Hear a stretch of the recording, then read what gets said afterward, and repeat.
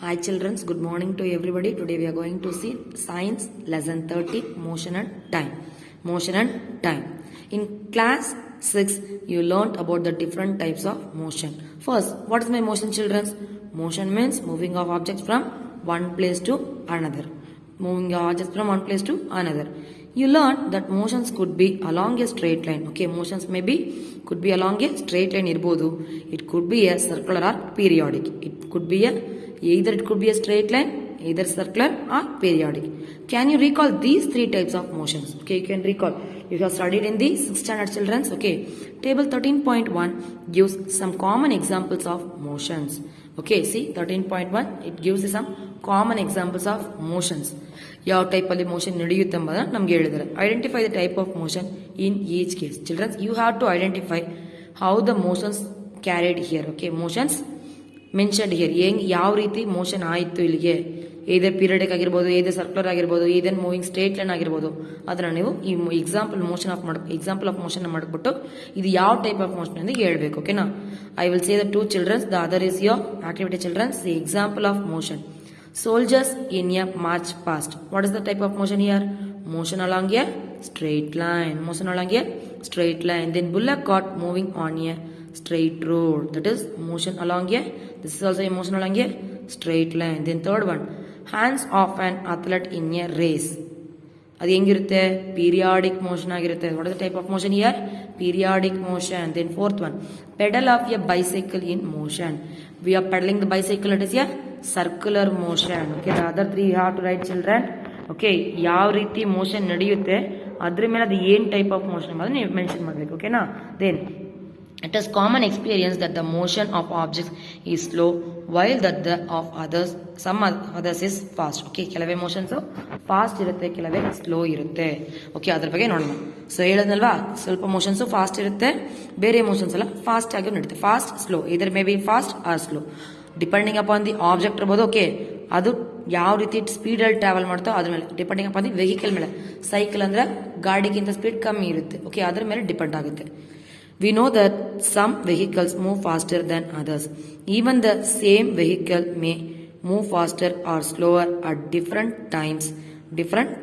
Make a list of 10 objects moving along a straight path. Okay, you have to make a 10 objects list. That is the objects which have to move in a straight line path. Mention ಮಾಡ್ಕೊಬೇಕು. Group the motion of these objects as slow and fast. ಇದನ್ನ ಹೆಂಗ್ ಮತ್ತೆ group ಮಾಡಿ, first 10 straight line ಹೋಗೋದನ್ನ group ಮಾಡಬೇಕು. ಅದರಿಂದ ಯಾವ್ದು fast ಹೋಗುತ್ತೆ, slow ಹೋಗುತ್ತೆ ಅನ್ನೋದನ್ನ ಡಿವೈಡ್ ಮಾಡಬೇಕು. ಸೊ ಅದ್ರ ಮೂಲಕ ನಮ್ಗೆ ಏನ್ ಗೊತ್ತಾಗುತ್ತೆ, ಈ ವೆಹಿಕಲ್ ಫಾಸ್ಟ್ ಆಗಿ ಹೋಗುತ್ತೆ, ಈ ವೆಹಿಕಲ್ ಸ್ಲೋ ಆಗುತ್ತೆ ಅಂಬೋದು ನಮ್ಗೆ ಅರ್ಥ ಆಗುತ್ತೆ. ಸರಿನಾ? How did you decide which object is moving slow and which one is moving fast? If vehicles are moving on a road in same direction, we can easily tell which one of them is moving faster than other. Okay, ಇವಾಗ straight line ಅಲ್ಲಿ move ಆಯಿತು ಅಂದಾಗ ನಾವು ಅದು ಯಾವ ರೀತಿ ಹೋಗುತ್ತವೆ, ಇದರ ಫಾಸ್ಟ್ ಆಗಿರ್ಬೋದು. Okay, moving faster than the other ಅಲ್ವಾ? ಸ್ಟ್ರೈಟ್ ಲೈನ್ ಅಲ್ಲಿ ಒಂದು ಗಾಡಿ ಮೂವ್ ಆಗ್ತಾ ಇದೆ, ಪಕ್ಕಕ್ಕೆ ಹೋಗೋ ಗಾಡಿಗಿಂತ ಇದು ಫಾಸ್ಟ್ ಆಗೋದ್ರೆ ಏನಾಗುತ್ತೆ, the vehicle is moving faster than the other vehicle in straight line ಅಂತ ಹೇಳ್ಬೋದಾ? That's it children. Okay, let us look the motion of vehicles moving on a road. Okay, ಯಾವ ರೀತಿ ಮೂವ್ ಆಗುತ್ತೆ ಅಂಬಾದ್ರೆ ನೋಡೋಣ. ಫಸ್ಟ್ ಆಕ್ಟಿವಿಟಿ 13.1 ಮೂಲಕ ಇದನ್ನು ಹೇಳ್ತೀನಿ ನೋಡಿ childrens. Look at the figure 13.1. It shows the position of some vehicles moving on a road in the same direction at some instant of time. Time ಮೇಲೂ depend ಆಗುತ್ತೆ. ಇವಾಗ ಟ್ರಾಫಿಕ್ ಎತ್ಕೊಳ್ಳಿ, ಟ್ರಾಫಿಕ್ ಜಾಸ್ತಿ ಇದ್ದಾಗ ಏನಾಗುತ್ತೆ, ಸ್ಪೀಡ್ ಆಗಿ ಬರೋ ಗಾಡಿ ಕೂಡ ಮುಂದೆ ಗಾಡಿಗಳು ಹೋಗ್ತಾ ಇರೋದ್ರಿಂದ ಸ್ವಲ್ಪ ಮೆಲ್ಲಿಗೆ ಹೋಗುತ್ತಾ. ಸೊ ಟೈಮ್ ಮೇಲೆ ಡಿಪೆಂಡ್ ಆಗುತ್ತೆ. ಸರಿನಾ? Same direction at some instant of time. ನಾವು look at figure 13.2. See 13.2 figure 13.1 ಮತ್ತೆ 13.2 ನೋಡಿ. ಇಲ್ಲಿ ಇದನ್ನೇ ಆಕ್ಟಿವಿಟಿಯಾಗಿ ಕೊಟ್ಟಿದ್ದಾರೆ ನೋಡಿ. ವೆಹಿಕಲ್ಸ್ ಇಲ್ಲಿಗೆ ಸ್ಟ್ರೇಟ್ ಲೈನ್ ಮೂವ್ ಆಗ್ತಾ ಇದೆ, ಅಥವಾ ಇಲ್ಲಿಗೆ ಏನಾಯ್ತು, ಗ್ರೀನ್ ಕಲರ್ ಮುಂದೆ ಹೋಯ್ತಾ, ಈ ಪರ್ಪಲ್ ಕಲರ್ ಕೂಡ ಮುಂದೆ ಹೋಯ್ತಾ. ಸೊ ಅದು ಸ್ಪೀಡ್ ಆಗಿ ಮೂವ್ ಆಗ್ತಿದೆ, ಅಲಾಂಗ್ ದಿ ಸ್ಟ್ರೇಟ್ ಲೈನ್ ಅಲ್ಲಿ ಸ್ಪೀಡ್ ಆಗಿ ಮೂವ್ ಆಗ್ತಾ ಇದೆ. So these vehicles are moving fast. See these vehicles ಇದು ಸೇಮ್ ಇತ್ತಾ, ಅಥವಾ ಇಲ್ಲಿಗೆ ಏನಾಯ್ತು, ಸ್ಲೋ ಆಗಿ ಮೂವ್ ಆಗ್ತಾ ಇದೆಯಾ. So these vehicles are slow ಅಂತ ಹೇಳ್ಬೋದಾ? ಅಷ್ಟೇ childrens. Okay, the distance moved by objects in a given interval of time can help us to decide which one is faster or slower. For example, imagine that you have gone to see off your friend at bus stand Suppose you start pedaling your bicycle at the same time as the bus begins. Okay, ನಡ್ಕೊಂಡು ಹೋಗ್ತಾರೆ ಒಂದು friend, ಅಥವಾ ಅದೇ ಟೈಮ್ಗೆ pedal ಮಾಡಿದಾಗ ಏನಾಗುತ್ತೆ, bus begins to move. The distance covered by you after 5 minutes would be much smaller than the covered by the bus. Okay, ಅಥವಾ bus stop ಹೋಗಿ ಬಸ್ಸಲ್ಲಿ ಮೂವ್ ಆಗ್ತಾರೆ ನೋಡಿ, ಇಲ್ಲಿ ಹೇಳ್ತಾರೆ ನೋಡಿ, your friend at the bus stand. Okay, suppose you start pedaling your bicycle at the same time as the bus begins.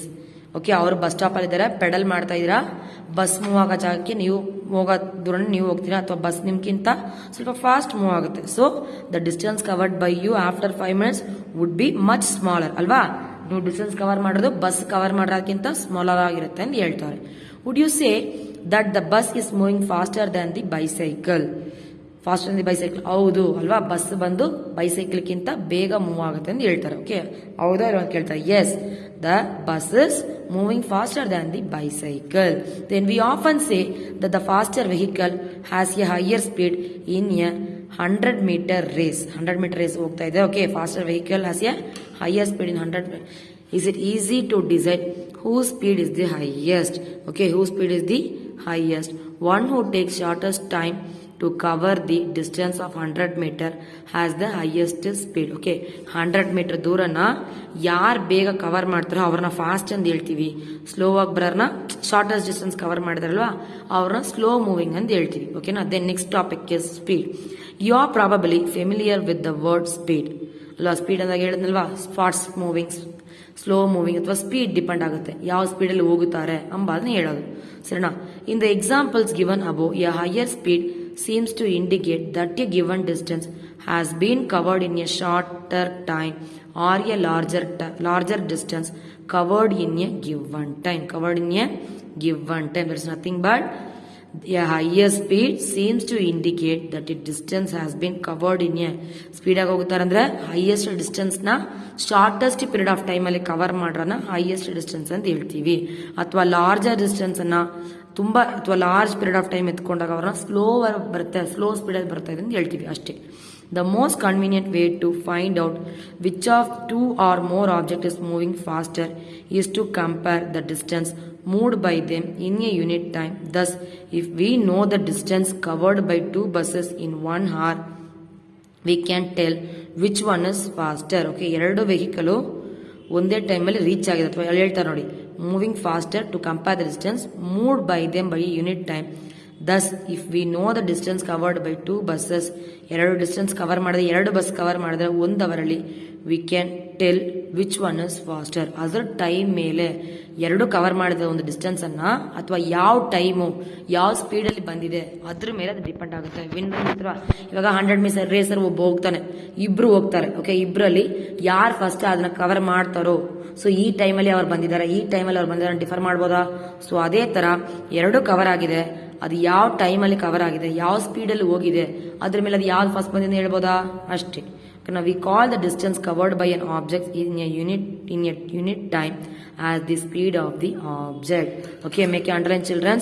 The distance covered by an object in a unit time as the speed of the object.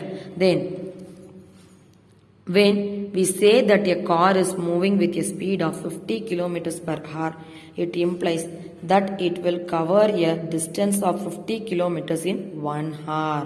Okay, ಏನು ಹೇಳ್ತಾರೆ, 50 kilometers per hour speed ಹೋಗಿದೆ, it implies that it will cover A distance. ಎಷ್ಟು distance cover ಮಾಡುತ್ತೆ, 50 kilometer cover ಮಾಡುತ್ತೆ 1 ಅವರಲ್ಲಿ ಅಂತ ಹೇಳ್ತಾರೆ. However, a car seldom moves with a constant speed for 1 hour. In fact, it starts moving slowly and then picks up speed.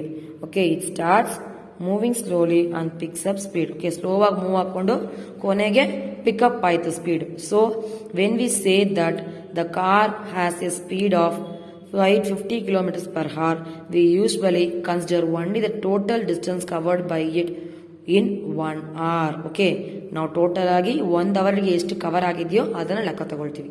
We don't bother whether the car has been moving with the constant speed or not during that hour. Okay, the speed calculated here is actually average speed of the car. Okay, ಇದು ಹೆಂಗ್ calculate ಮಾಡಿದ್ರೆ, average speed of the car ಮೇಲೆ calculate ಮಾಡಿದ್ದಾರೆ. In this book we shall use the term speed for average speed. So for us the speed is the total distance covered divided by the time taken. Thus therefore speed formula distance covered divided by total time taken. ಎಷ್ಟು ದೂರ travel ಆಗಿದೆ, ಯಾವ ಟೈಮ್ಗೆ travel ಆಗಿದೆ ಎಂಬ ಎಷ್ಟು ಟೈಮಲ್ಲಿ, that is total time. ಇಲ್ಲಿಂದ ಇಲ್ಲಿ ಗಂಟೆ 1 ಅವರ್ಗೆ ಹೋಗಿದ್ದಾರೆ, ಇಲ್ಲಿಂದ 10 ಕಿಲೋಮೀಟರ್ ಹೋಗಿದ್ದಾರೆ 1 ಅವರ್ಗೆ, ಓಕೆನಾ. So 10 kilometers by 1 hour, that is nothing but speed 10 kilometer per hour ಅಂತ ಬರುತ್ತೆ. ಎಷ್ಟು ಡಿಸ್ಟೆನ್ಸ್ ಹೋಗಿದ್ದಾರೆ, ಎಷ್ಟು ಟೈಮಲ್ಲಿ ಹೋಗಿದ್ದಾರೆ, that is total distance covered divided by total time taken. That is the speed formula. When we are calculating the speed, we have to use this formula, children. Okay, ಇದನ್ನ ಮಾಡಿಕೊಂಡು ಇಷ್ಟು ಸ್ಪೀಡ್ ಅಲ್ಲಿ ಈ ಗಾಡಿ ಹೋಗಿದೆ ಅಂತ ಹೇಳ್ಬೋದು. ಓಕೆನಾ.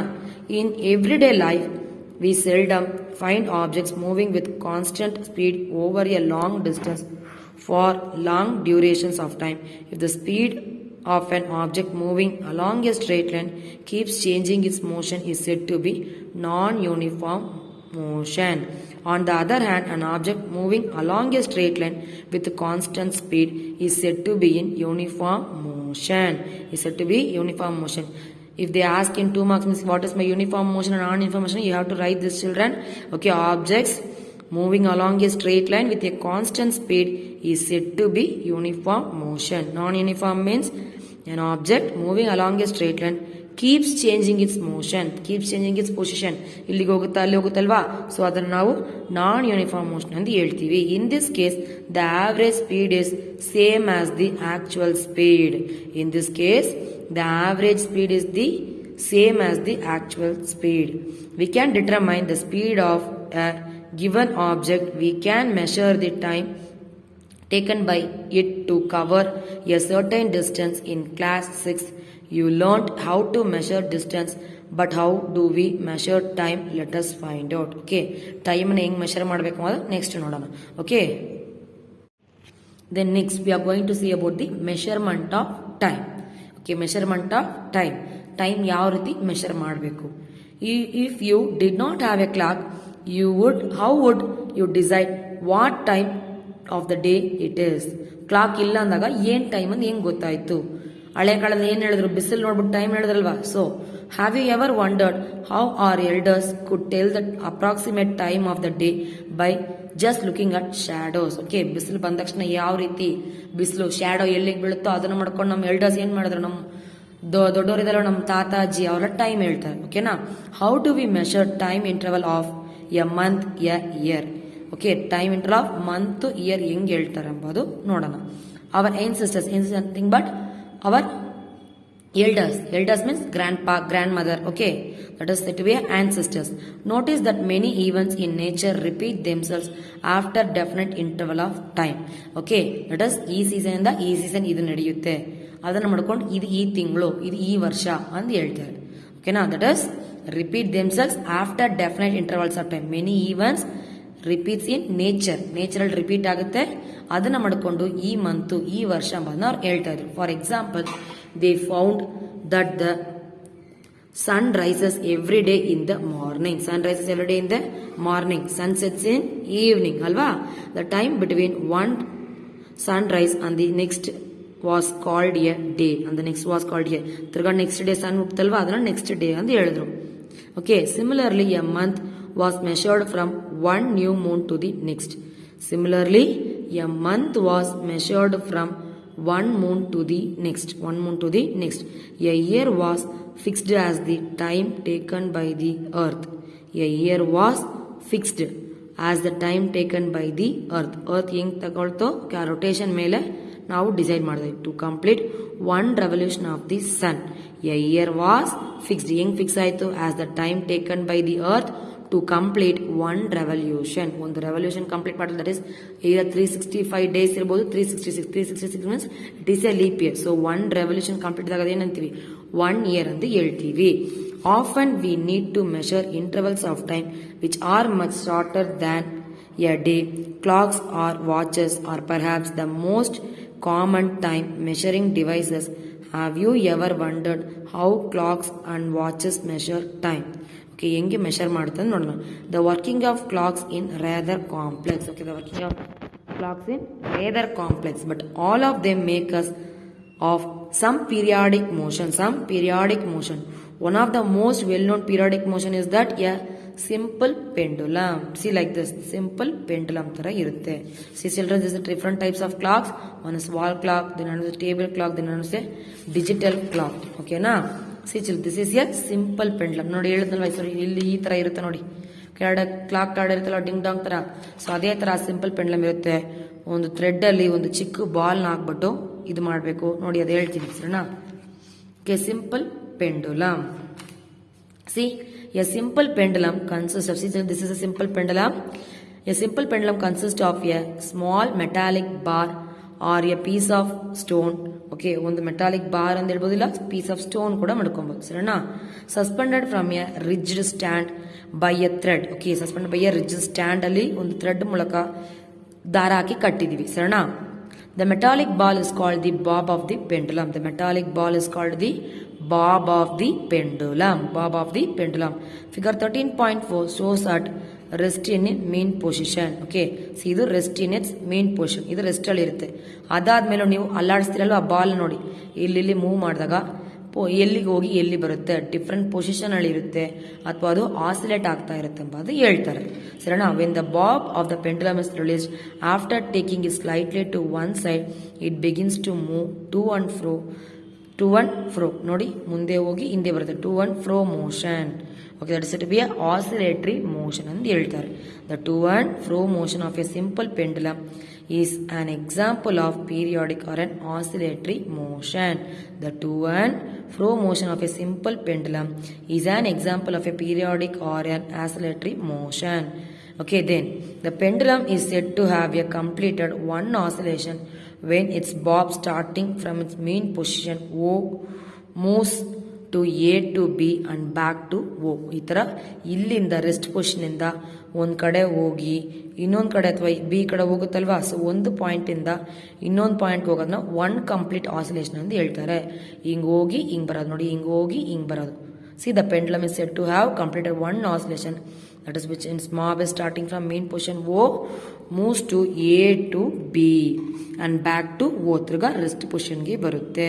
The pendulum also completes one oscillation when its mob moves from one extreme position A to the other extreme positions B and comes back to